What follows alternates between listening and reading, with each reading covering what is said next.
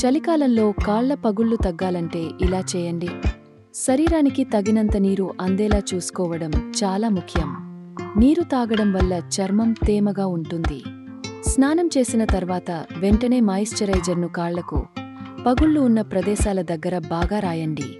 ఒక బకెట్ గోరువెచ్చని నీటిలో 1 చెంచా ఉప్పు కలిపి కాళ్లను 15 నుంచి 20 వరకు నిమిషాలు నానబెట్టండి. ఇది చనిపోయిన చర్మాన్ని తొలగించి ఉన్న చర్మాన్ని మృదువుగా మారుస్తుంది. రాత్రి పడుకునే ముందు కాళ్లకు కొబ్బరి నూనెతో మర్దన చేయండి. కొబ్బరి నూనెలో యాంటీ బ్యాక్టీరియల్ గుణాలు ఉండటం వల్ల పగుళ్లు మానిపోతాయి. వేపాకులను నీటిలో మరిగించి ఆ నీటితో కాళ్లు కడిగితే పగుళ్లు తగ్గుతాయి.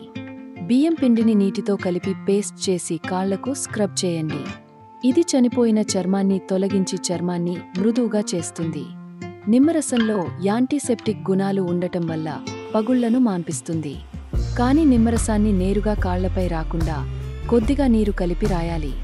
పగుళ్లు బాగా లోతుగా ఉన్నప్పుడు పగుళ్ల నుంచి రక్తం రావడంతో పాటు వాపు, నొప్పి, దురద లాంటివి ఉంటే వైద్యుల్ని సంప్రదించి తగు చర్యలు తీసుకోవాలి.